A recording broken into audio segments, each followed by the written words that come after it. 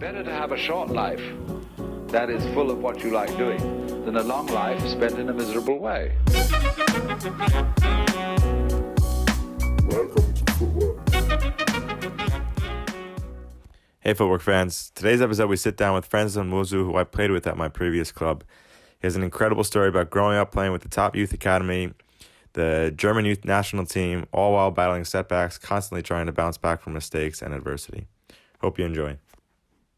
With the under 14 from then, for Wolfsburg, big team in Germany, first Bundesliga, I was playing in Hamburg.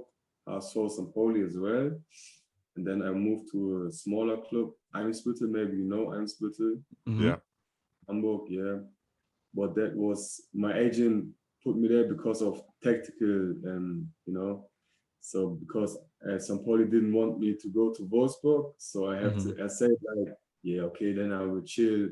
Football is not my first priority, so I go to Eimsbüttel. So it was tricky, Wow. It was a big trick for my agent, so I can move to Wolfsburg half a year later, So I played there in the lower league. Just played there. I played on the 10 with number 10. You were a number 10. Wow. Okay. Yeah, I was a star there, but Then they said Wolfsburg was watching every game, even in Eimsbüttel, and they told me, yeah, we want you. So then I got a contract.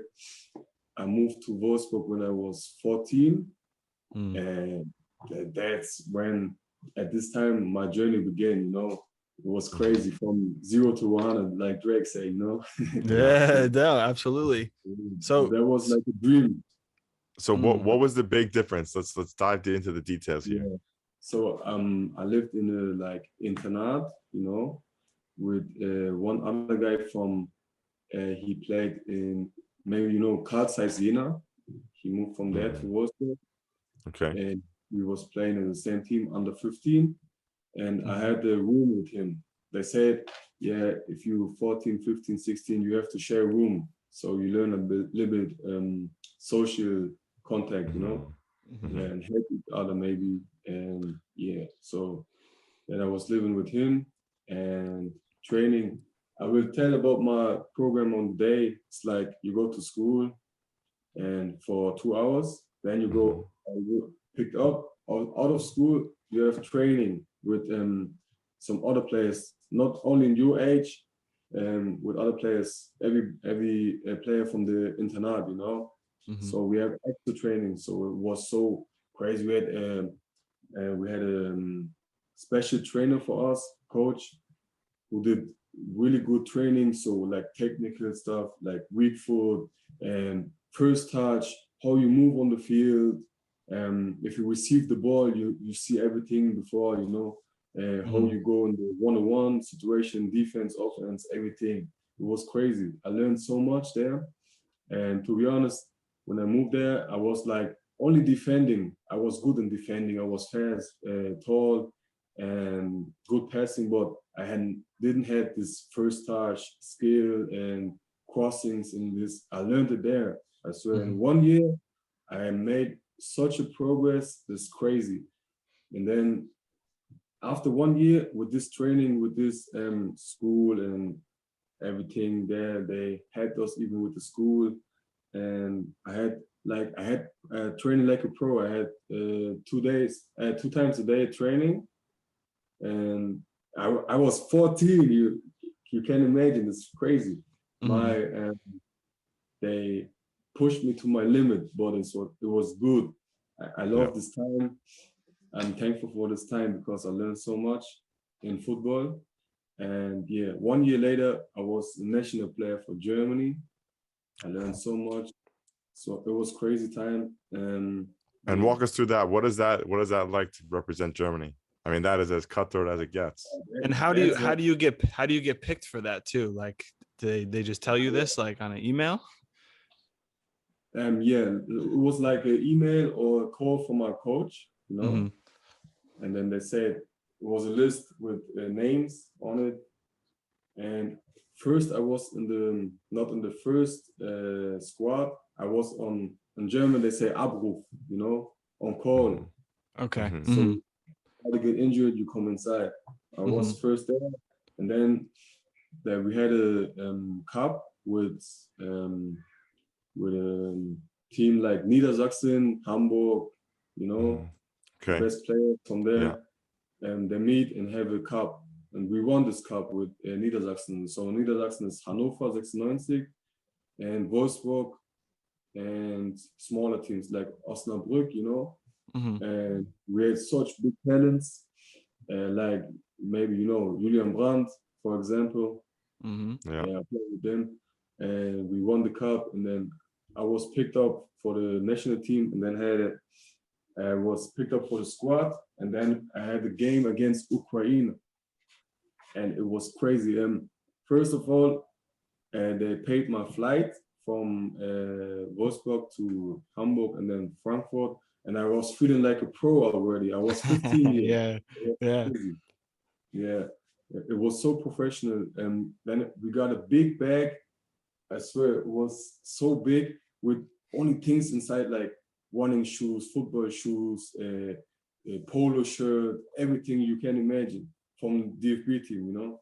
And it was crazy. And then I was thinking like, okay, no, I made it. I'm already pro, you know. I was 15 years old, young mind, you know. Okay, now I can chill after my game, and everybody's proud of me. So I just chill and I go pro easy, you know. But that's the wrong.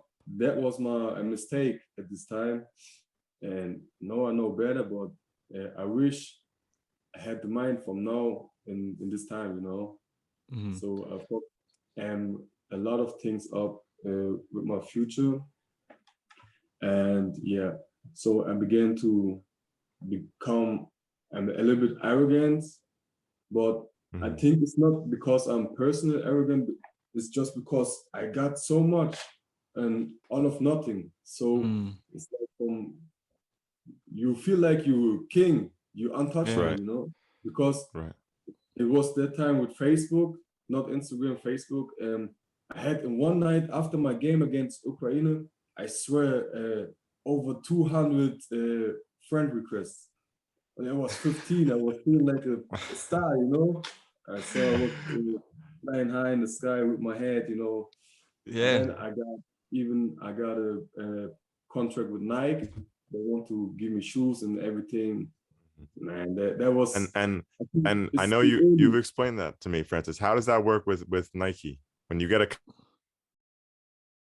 Nike or Puma or Adidas? They have scouts like clubs, but then they scout you. They see, okay, he's a national player, so if you give him shoes, he will represent our you know, and then they call you, then talk, or maybe other players have contacts with agent, then the agent call them and say, yeah, give my player shoes, give him contract. And it was like, you can go to a Nike store and you have a budget from 1,000. You can just pick things up once a month for 15 years old. It was crazy. And if you want these new shoes, every month is a new shoe, like Nike, Tiempo, Phantom. Can just call them, yeah, I need these shoes. Yeah, please, these shoes too. That was crazy. I mean, at 15, like, it's crazy everything that is just handed to you at 15, man. Like, I can totally understand why you would feel on top of the world. I would get 5 likes on a Facebook picture and I would feel like the man, you know, like, I can't imagine. I've never experienced anything like that, especially at that age. That was probably just so hard to adapt to. And was there anyone at the club that was kind of like responsible for the players? Because like you said, you're so young and you're given everything. Is there no one that's responsible to say like, hey, you know, be cautious with your money and all that? Yeah, there was like, they had job just only for this. There was two workers for this. They lived in the internat with us. And if you got some problem or got anything, you can go there. It's just one stair down and then you can talk to them. But, you know, in Germany, the culture is different than my culture. I was grown up here, but I was not grown up the German way, you know? So I didn't want to go to them with my problems because I think they don't understand my problems and they couldn't help me, you know? Yeah, Right. they were my what can I say? Like my problem with at this time, I had problems like my parents split, you know, and I was not in Hamburg. I was not there around, and I cannot focus on football anymore because of this. And it was a hard time. And then I have one friends, and they was jealous because they saw my potential. And they see, okay, he's good football. He can go pro.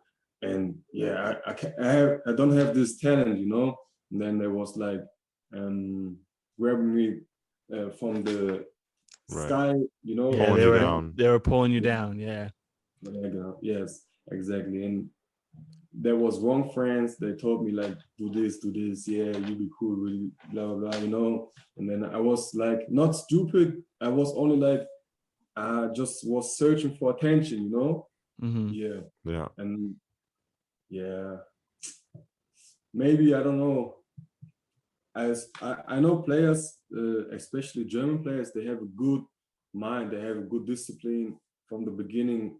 And for example, yesterday I saw a video on Instagram with Kingsley Coman and Kimmich, and they just have to hold a beer like 3 minutes. Only hold it, a glass of beer with straight arm, you know. And then Kimmich did like 1 minute longer than Coman, and you can, okay, maybe Kimmich is a little bit stronger than Coman, but not that stronger. It's only in the mind, you know. Coman was like, fuck, my arm hurts. Okay. Yeah. Kimmich was like, nah, I wanted 3 minutes. I wanted, you know. So that's the difference. And I think that's more important in Germany, at least in Germany, especially in Germany. The mind is more important than your talent.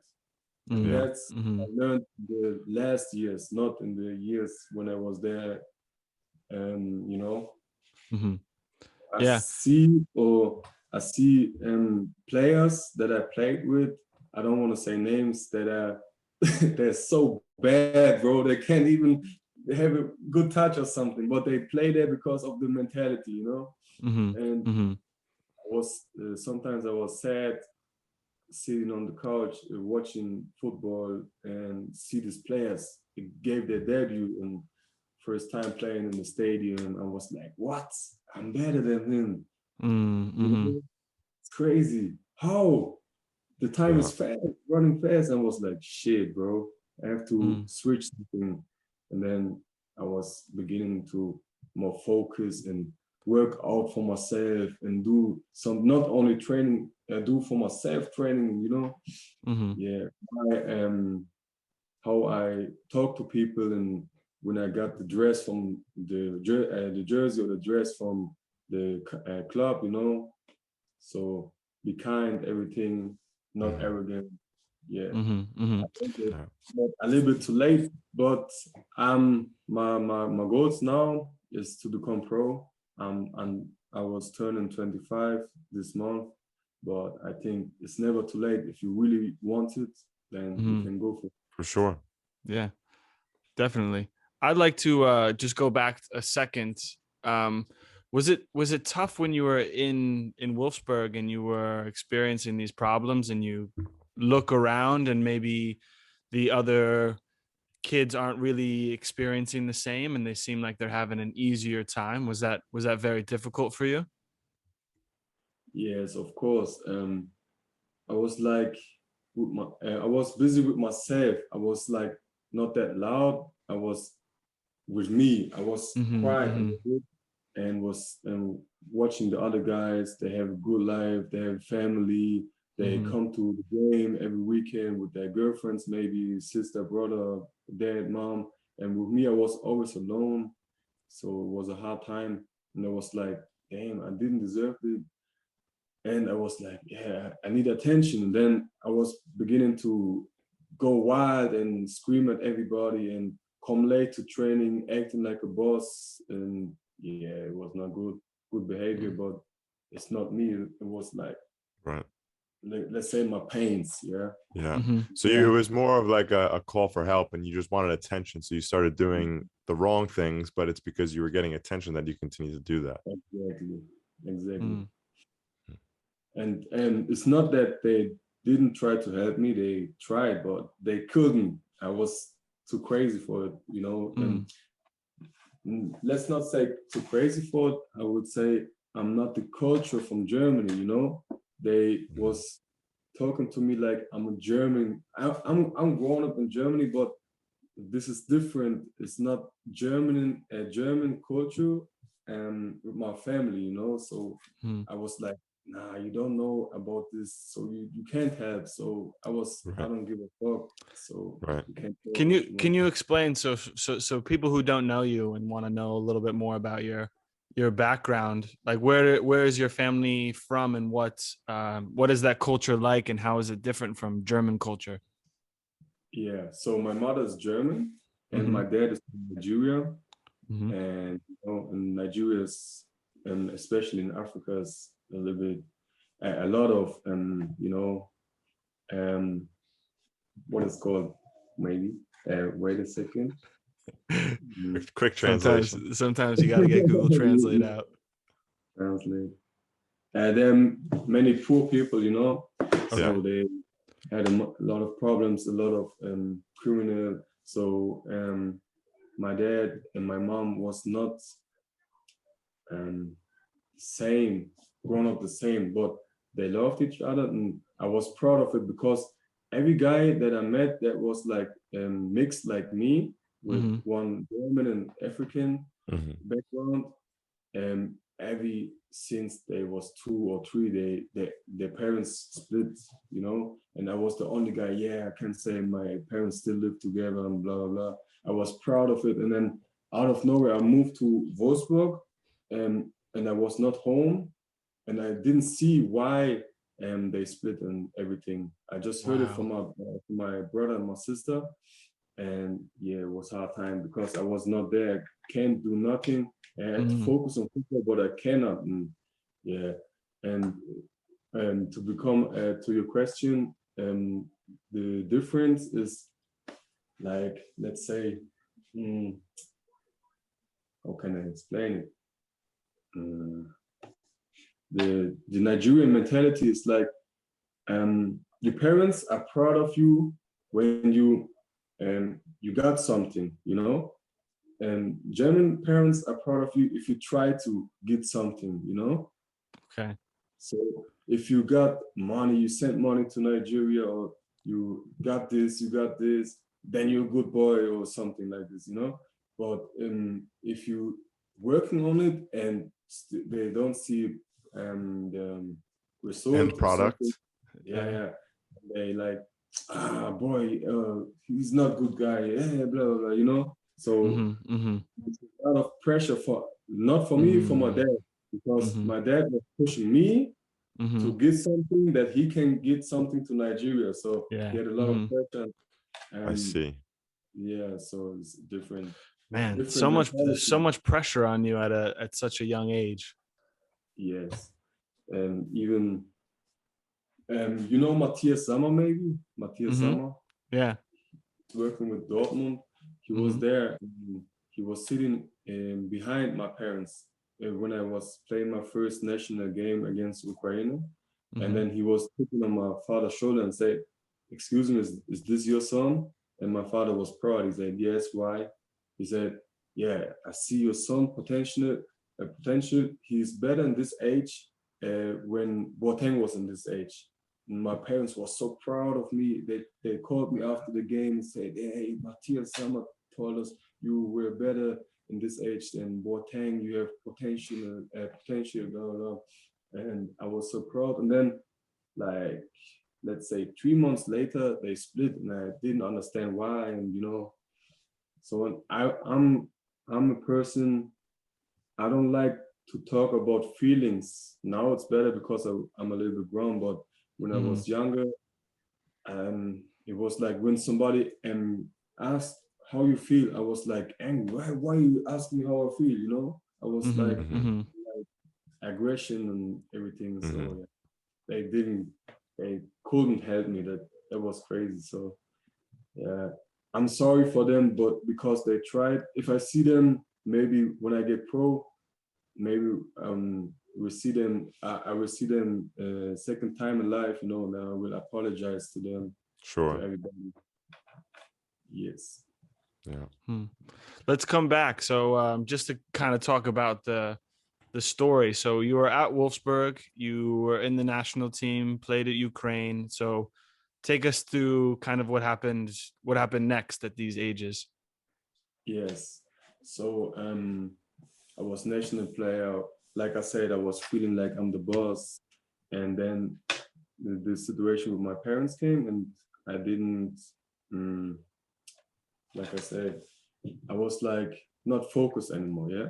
Yeah. And training well, came too late to training and everything.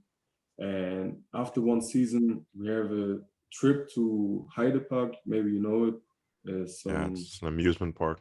Yeah, and I had a hangover in my room, and my coach came into my room, knocking on my door because they was waiting on the bus, in front of the internat, and he was coming personally to my door and said, "Yeah, I give you 5 minutes." You know, he didn't have to do it. He can just drive and say, "Yeah, okay, fuck him." But he came and said, "Yeah, you got 5 minutes," and I didn't make the 5 minutes, so they drove without me, and it was situations like this that I regret right now, and I feel sorry for it. But at this moment, at this time, I didn't give a fuck about it because I was thinking, I'm the best. I don't care. I will go pro, so I don't have to do these things, and yeah, Right. you know. And yeah, then I was in the school. I was troublemaker. I didn't focus on school because I was thinking, yeah, football is everything I got, everything I need. I just play football and easy. And yeah, then they put me out of school, and that was in German, Ermahnung, I don't know, my last chance, you know. And president like Andreas Meinbock from Heide, and this time in Wolfsburg, for the youth, the chef, you know, he was like he gave me like six chances already, and they said it's only 3, and the 3 you go out. And he said always to me, please focus because you're a good player, and we know what you can do. Please, you know, he was like begging for me, and I was like, bro, blah blah blah, you know. And then the 7th was when I was kicked out of school. Then he said, I'm so sorry, but in the contract stands when you get kicked out of our cooperation school, and you get kicked out of our club, so I have to kick you out. And then I was realizing, oh shit, I can't do anything I want, and I was crying. Later, I was packing my things, called my agent, and he came to Wolfsburg to pick me up. Later at training, I was going on the field to my teammates and said, yeah, they kicked me out, I'm sorry. And I was crying, and everybody hugged me, and you know, it was hard. And at this time, I think the progress a little bit began. Then my agent called a lot of clubs like Schalke and Red Bull Leipzig.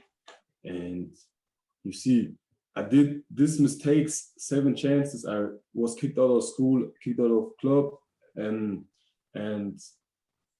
RB Leipzig, they said, yeah, we want you, you know? And that was this time, RB Leipzig was like, they had investors and everything, and they was on the way to get to first Bundesliga. There was, at this time, I think, second Bundesliga.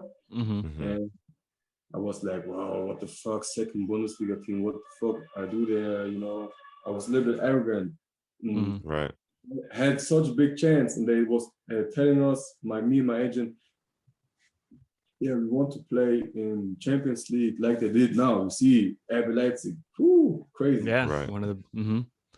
They told us the plan, and I was I was like the little kid. I don't see the future. I just see now. You see, and they had they tried to build. They not tried. They built buildings for the youth and everything. So it was like in German Umschwung. You know what I'm telling you? Like you could completely live there in Leipzig in their academy, their facilities. No. They tried to build it. And this time they built everything, you know? And okay, they were developing. You know, yes, exactly. And I was living in the hotel. They just gave me like 4-star hotel. Oh, wow. Crazy breakfast and everything. I was like a star there, I swear. And I was living in the hotel. They gave me school. They gave me things, shoes, everything. And yeah, after 3 months, I was out because I did a thing. I don't want to talk about it right now. But what I can say is I didn't want to be there because it was Leipzig. It was in the east of Germany. So there was a lot of racists, you know? Yeah. I didn't like it there to live there, you know? The club was good and everything. Training was good, professional. I swear, like the same like Wolfsburg, really good. But I wanted to go back to Hamburg and chill with friends, and I missed my whole friends, Hamburg, you know. So I did something, and I was kicked out of school. And after this, I did something that they kicked me out of the club, and I was first I was happy that I can go back to Hamburg and maybe play for some Pauli or something, because I was thinking the life is easy, you know. I go just Hamburg, play for some Pauli, easy.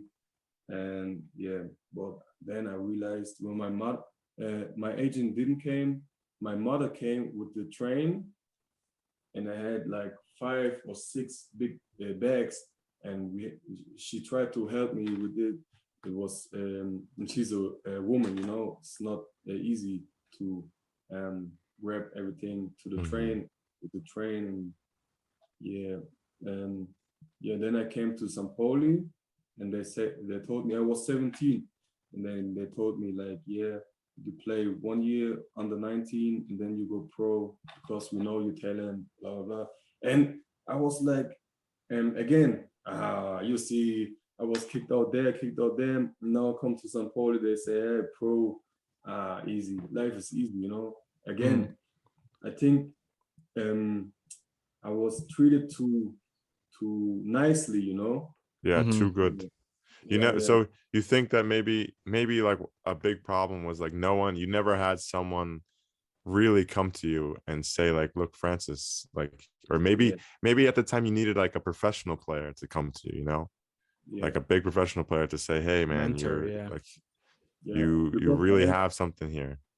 Yeah, like I said, my parents split, and then I didn't have a father figure or something who was angry with me. Hey, what are you doing? Focus, and you know, I had nobody at the time, so I was doing what I want, and I was a stupid little kid that can play football and was arrogant. So that's the story. And yeah, then I came to Hamburg, played for St. Pauli, to the second team from St. Pauli, Regionalliga. I was under 19, and I was, I think, 18. I turned 18, and they picked me for the second team for a game. And at this time, I played striker. I don't know why they put me striker. And I came in for like 10 minutes, and I scored a goal directly. My first Regionalliga game was with 18, I think. And then I scored a goal. I was, okay, easy, I go pro, you know. And yeah, I was a little bit too arrogant, like I said. And yeah, then some agent, I quit with my agent because I wanted to go pro, and he was like, nah, wait, you have to evolve, you know, a little bit and in your game. So easy, you can go pro, but with the time. And I was like, nah, I want to go pro. And then I quit with him. And so then one agent from Cologne, he called me and he was like, yo, what are you doing? And I was like, chilling. Why? He was like, yeah, I saw you at training.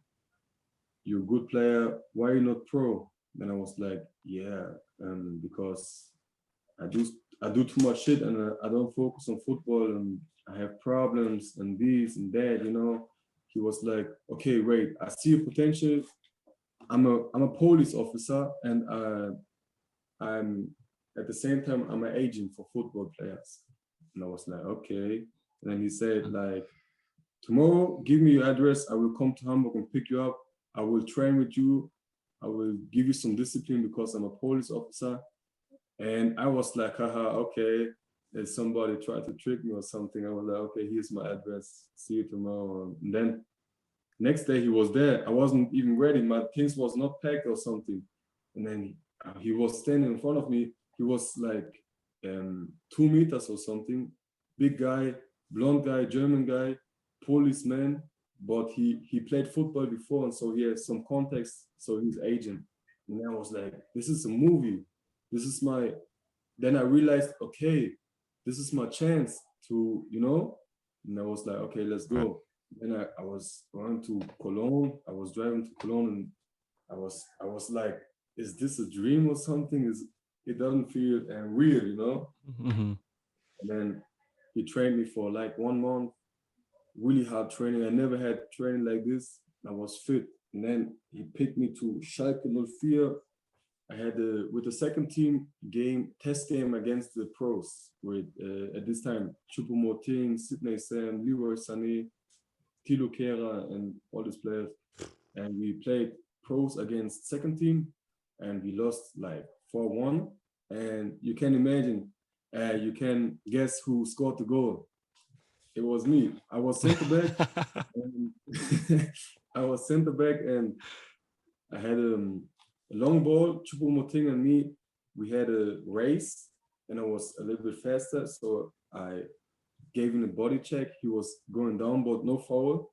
I turned around and I was dribbling in the center, but no options to play, you know? I was like, okay, then let's show them what I can. And then I was dribbling to the goal and just scored a goal. That was crazy. And then after this was end of training, and then the coach came to me like, "Oh, you're a good player, yeah. We will give you a contract for the second team first, and then you can get pro." And then I was like, "Okay, good."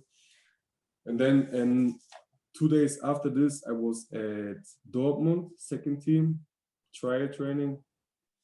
And I was training with them, and then they said, "Yeah, okay, good for the second team. Yeah, let's go." And they wanted to give me contract too. And then we was 3 days after this, we was at Bochum, second league, and for the first team, for the pros, you know? And I was training, did my check, everything, medicine check, and they said, "Okay, yes, you're good." And then it was like 10 minutes or 5 minutes before the end of training. I saw the president, the coach, and my agent. They was talking, and they was talking about my contract. They said, "Yeah, we want him for the first team, second Bundesliga." So it was clear that I don't go to Schalke or Dortmund second team. I go directly second Bundesliga. You know. Mm-hmm. This time I was 19, and then I think this is karma. All the bad things that I did before came back in one situation. It was like I said, 10 minutes before ending of training, I was running in a race, and I wanted to turn, and I was like, how can I say? My knee was just clap, you know. Yeah. Mm-hmm. Mm-hmm. So Kreuzbandriss. What is this? Or ACL. Yes. ACL. Yeah. And then I was in hospital, and yeah.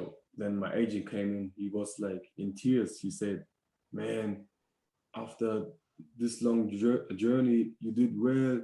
You listened to me. You was disciplined. You wanted, and you didn't deserve this fucking injury." And then he said, "Listen, the coach, the president, everybody, they said, yeah, you want to give you pro contract. If you don't get injured, you will be a pro right now with 19. And I was like, what? At the one half, I was happy. At the other half, I was, sad. And I was crying a little bit. I had pain in my knee, pain with this shit. My past was fucked up with this. I fucked up my whole careers, And then I was asking the arzt, what is the doctor, yeah, how long? Because I didn't know what is ACL or Kreuzbandriss. They said, I was like, okay, maybe 1 month. He said, no, you have to be like 7 months, 1 year maybe. And I was like, what the fuck? 1 year without football? Crazy. And then that was a fucked up time. But I think I needed this time in the hospital, just laying down and thinking about life, And that was the moment when Francis became Francis that is right now, It was like, wow. And then I did this training, operations and everything. And after 1 year, I was in Cologne. I was living in the house for my agent. He was such a nice guy. He let me live in his apartment there, in his house. And then I was training for the first time with a team, I think Landesliga or something from near Cologne, just to become the rhythm, again, football playing. Sure. And I was running backwards. I wanted to turn and then clap. And it's called meniscus, the inside of my knee. On the same knee or the other knee? Same knee. I was like, what the fuck is happening? Then they said, 4 to 5 months again. And when you 18, 19, 20, you have to play a lot of games so you can evolve, evolve and develop. Yeah, exactly. And that was hard time because I for this time around 3 years I didn't play one game. That was hard. And then I had again a training. I was come back stronger, everything. And I was for 2 or 3 months training with the team. I was fit, everything. And then my agent called me, I have Regionalliga Süd, South, where München, Bayern, and Stuttgart, And one team is called, I think, Steinbach or something. They said, 3 years out now, but we believe in you because they know my agent. I forgot to say that in this time when I was injured, my agent still tried to give me another club, but everybody said we see your statistic on transfer market. It's not good. You for 2 years out now, so no club wanted to go this risk. It was a risk. Who gave me an apartment, gave me money, and maybe he get injured again. So everybody said, it sounds interesting. Maybe he's a good player, but it's too risky for us to give him money and everything, and then he get injured. So it was a hard time because I was ready at this time. I was ready like I never been before, from the head. My body. Yeah, your mental was there. Yeah, and nobody wants to give me a chance. But I know it was a little bit of karma, so I can appreciate the things a little bit more right now. Yeah. Sure. So back to the Regionalliga South. Then finally a club came. They had 2 ACL center backs, both injured, 1 year out. So they had problems. They said, okay, we can't go the risk because we need a player right now. So without trial training, direct contract and play on the weekend, It was I think Tuesday when he called me. And then I was like, oh yeah, good. So I have to be fit. Wow. Then I was going out with friends to play a little bit 5-against-5, Then I'd be fit when I go there. And bro, that was crazy, I swear. Then my other knee, ACL. One day before I have to travel to my new club, bro, I was like, what the fuck? I was in hospital again, 1 year again out. Before my comeback, I was ready. I was hungry. I wanted to show everybody I'm not only talented, but I'm mentally strong right now and disciplined. I got everything now. Wanted to be pro, wanted to be star. I want to show everything, everybody, And then boom, my dreams was split for the moment. And then I was like thinking again, shit, what should I do now? Should I give up or stay strong and come back? And then I was like, nah. No, I'm coming back stronger than ever. And I was training so hard. And yeah, and then I was come back and then I had trial training in Norderstedt. I was trying to get higher for the first, like I told my agent, please bring me there and there, but it was like impossible because of my statistic, And then going, okay, then let's try Regionalliga. So it's okay as well for the beginning to come inside. Then I was in Norderstedt for 1 month. And yeah, Jens Martins, he likes me in Femi. They both liked me as a right back. I was playing right back for 1 month. And then after 3.5 weeks, Jens came to me and said, yeah, you ready to play this weekend? I want you to play. And I was like, yeah, I was born ready, I was hungry. And then he said, okay, I will talk to the manager so we can give you contract that you can play on the weekend because I had no club, so it's easy to bring me there, And then he came back a little bit sad and he was like, yeah, I was talking to the president, I don't know his name, and he's a friend of the president of Pauli, and he called Pauli and asked about you, what kind of human you be, and that it's normal they talk bad about me because of my past.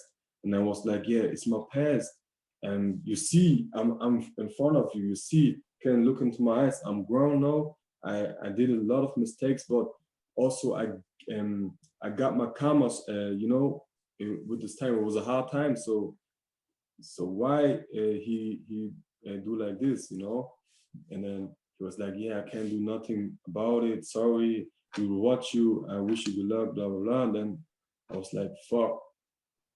And then I was going to Altona, Regionalliga as well. And then I was training there for like 1 month, yeah. But the coach didn't like me as a human, Maybe you know him. What's his name again? Berkan. Yeah. He don't like me, so it's okay. So, and then I was like sitting at home. I was like, what can I do to come in, play maybe with the Liga, put my statistic up, and then next step, for the pro. And then I was like, okay, look at the table. You see Heide is down. So let's help them, they help me. Why not? And I was calling my agent, yeah, Heide. He was like, you sure, Heide? Look, they lose every game, 7-5-0. I was like, I don't care. I just want to play. If I go there, maybe they don't lose 5-0, they lose 1-0, or maybe win some games. And then everybody's then say, why they good now? And then they look, my name, tactical. So I decided to go to Heide, and yeah, people nice here, and easy. I feel good, I feel fit, and yeah. Then I was playing for like 3 games, 90 minutes. It was like a dream. It was only Regionalliga, but for me, it was like a dream. Yeah. Like having the ball on my feet with fans and everything, it was dope. And yeah, then I played 3 games. I played good for the beginning. I was out for 3 years. You have to remember. And then I played like 3 games in a row, 90 minutes, and I played solid games. And then Corona came. The next, yeah, you know, for me it was the next SEL, I swear, the next injury. I was like, oh my God, please, no, why? Yeah. So hard. And then I was a little bit sad, but I was like, at least you got a club now, and after Corona, you can play again. So, but the time is running. I'm going old, you know, every year, pop. And I was like, so what can I do now? So I decided to train hard and maybe go to another country. There's Corona, not like here, maybe, you know. And then my agent called me one day, said, yeah, Croatia. What do you think about Croatia? I said, it's good. It's I think good weather, maybe some nice beaches, yeah, everything. And I said, why? He said, yeah, you know, Ivica Olic. Ivica Olic, you know, the ex-Bayern Munich player, striker. We had a little game in free time with my agent, and he knows them, and they was come together, and then he picked me with him. And I was playing there, and then Olic was like, hey, who's that guy? Is that your player? And he said, yeah. And he was telling my story, and then he was, okay, this guy, he can go pro. He said, yeah, he can play pro, but he needs a little bit time and a chance. And then he was like, after I think 4 or 3 months, he was like the president of a club in the second league of Croatia in Zagreb. And then he said like, okay, I can do 2 transfers. And they wanted to take 2, one national player from Croatia and one other guy. And he said, no, just take the national player, the other guy I will pick him from Hamburg. And nobody knows my name. It's only Olic, and Olic is like a legend in Croatia. So if you say something, then I was coming there like a star, because, you know, when it's like in Germany, when, I don't know, Oliver Kahn, Michael Ballack said, he has to come here. They listen. So when a legend like that speaks, yeah. Then they had respect, and I had a good standing in the team and the club and everything. Yeah, and then my dream came true. I was a pro, you know. I was a pro, and in the second league in Croatia, and you know, there's a lot of scouts from Italy, from everywhere. That was crazy. Every game, there's good quality. The players are like not that tall. They are like small and on the technical and skills and everything, skillful.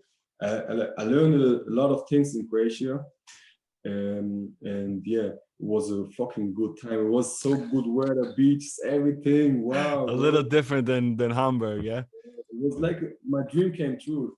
You know, it was crazy. And then Olic had beef with the other president, so Olic left the club. You know, he's now in ZSKA Moscow in Russia. Oh wow, okay. Yeah, and he left the club, and then my salary, they said, yeah, we want you to be here, but we can pay you salary. You can play for free or you can leave. And then I was like, God, how can I live there for free? You know, that's not possible. And then I was going to go back to Heide and say, yeah, let's try again, put my statistic up, and then maybe move to another club again, because I have this status that I was a pro. It was a good time. Play a little bit. It was like October, I think. So play the season to the end and then leave. You know, that was my intention, and I was open with Heide. I told him that, yeah, you know, I want to be pro, not to play in Regionalliga for my whole life. So, and everything was open and good conversation, you know. And then the DFB, they told them, no, he was pro. He cannot play till January. I was like, wow. Again, you know, 2 months without playing, only training, was a hard time. And then then January came and Corona again. I Oh my God, bro, shit, man. But at the moment, I can laugh about it. It was hard for me the whole time, but no, I can laugh about it. I'm happy that everything happens to me this way because it made me who I am. You know, I'm proud of my story. I swear, I'm proud of it. And yeah, I think if that's not happened like this, maybe I go pro like from Wolfsburg, direct pro. You know, oh my God, I had too much money, fame, and everything. I will not concentrate on football in this time, so it's better this way. Sure. Wow, it's a crazy story, my guy. It is a crazy story. I didn't know. I mean, I knew some of this, but Yeah. I mean, there's a lot in there it's crazy. It's like been a ride. Yeah, maybe one day, bro. You never know. It can be a after movie that for next sure. professional contract, I could 100%. It's crazy. Now, you mentioned that you learned a lot in Croatia. What are some things that you learned there? Because this is your first time going out of the country to play. Yeah, for I learned to play foreign football. You know, some different culture of football, and I learned the language a little bit. You know, and I learned a little bit different culture, not on the field, but the people, you know, they was like open-minded and so happy to live, you know, they lived the life. And, in Germany, you know, some people are like, you know? Yeah, for real. That was quality of life. I seen life with another view. It was like a blessing, you know? Yeah. And every game, fucking sun and palm trees, everything everywhere, and you feel free. You just play. It was crazy, yeah. And what I learned is, like I said, the different culture of the game. That not every country has the same idea of the game. Like, Sure. for example, goalkeeper has the ball, play to the center back, turn, and play to the six, or maybe long ball or something. I learned a lot of tactical stuff as well. Yeah, and I learned how to stop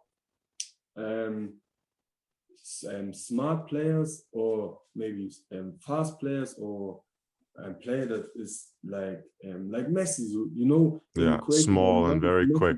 Yeah, quick. I learned a lot of my defending positioning. Yeah. Sure. Very cool.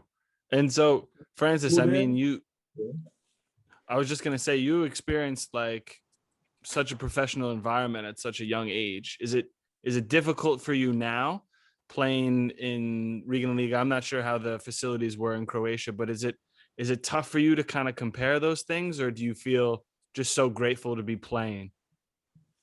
At the first 3 games, like I said, when I came after my 3 years without a club, I played in Regionalliga. I was happy to play, but now I am like, for me, it's tougher to play in the Regionalliga than pro. And even in Pauli, when I was under 19, I was training with the pros sometimes, and it was way easier because you got the ball, you can turn, you have time because it's more tactical, you know.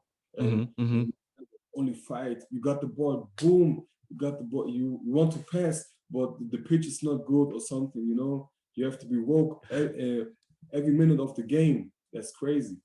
So for me, it's harder to play Regionalliga than pro football, I swear. I've heard that though. I mean, even it's not the first time I've heard that. Yeah, you talk about some of the divisions, and it's like it is tougher because a lot of the times it's a smaller pitch in the higher leagues, like the quote unquote worser leagues. It's a smaller pitch. It's not as good as pitch. They don't give you the respect and the space, so they're right on you. It's like very, what would we say in English? It's very like helter skelter, right? Yeah, hectic. Yeah, it's hectic. Yeah, 100%. 100%.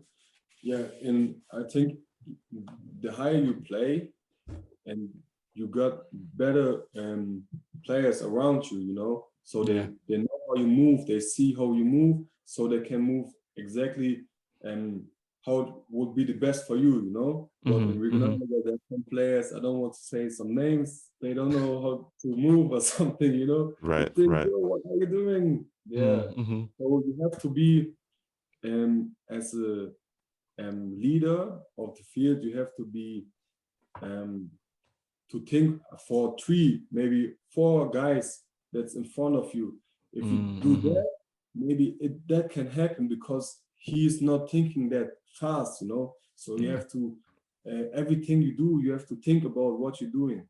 Yeah. Right. Yeah. How you play 100%. to somebody, if you play to somebody, or if you just turn and play back to goalkeeper, or give a diagonal ball, you know.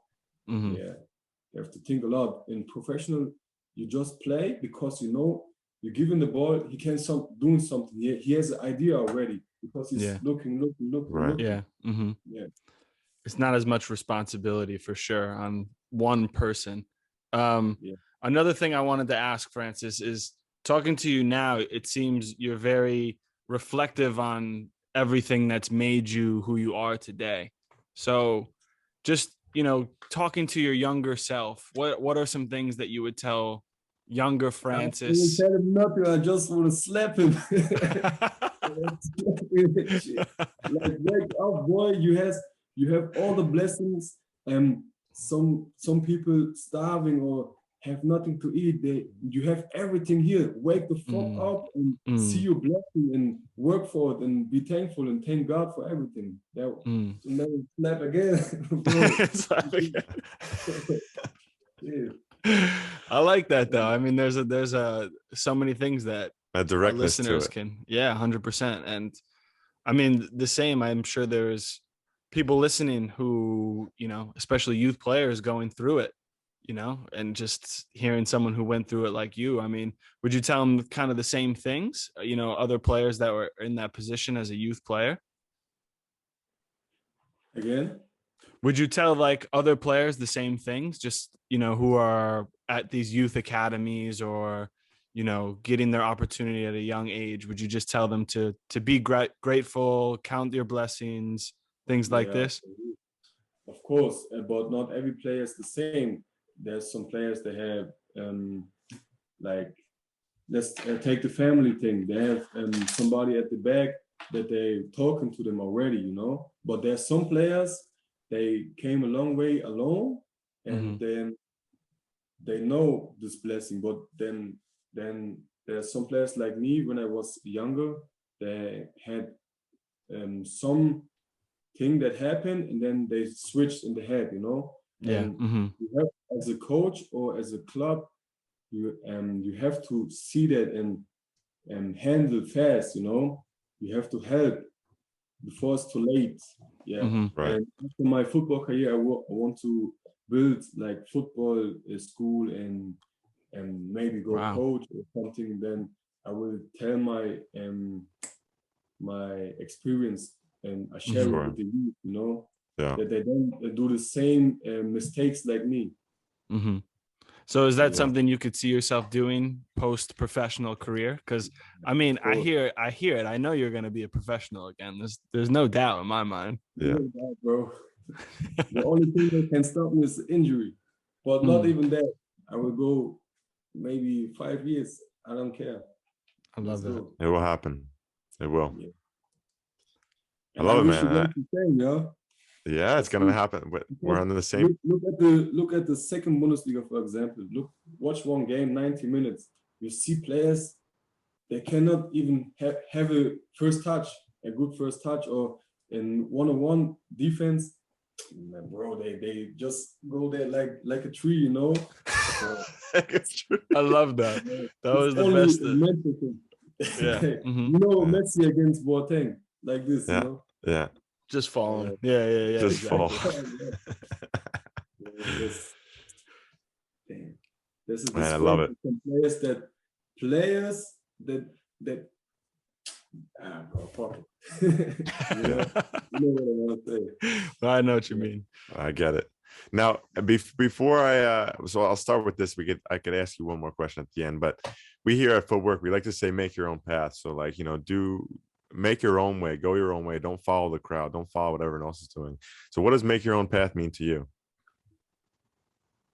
My own path, to me, my path is not, not finished yet, but for now, I would say like, you learn from your mistakes and you gotta appreciate what you have.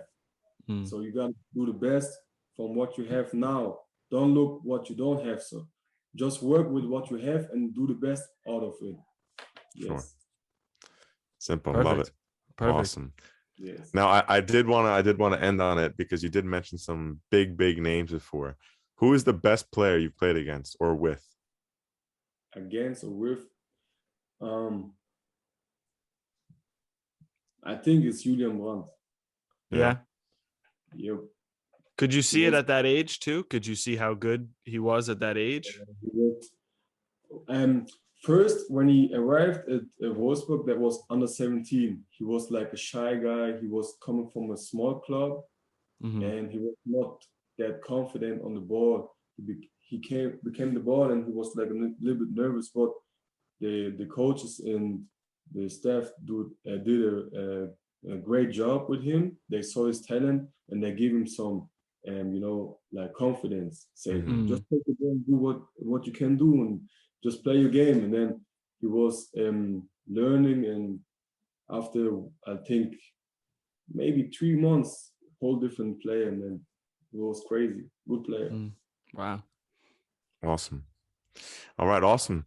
Well, Francis, thanks again for coming on.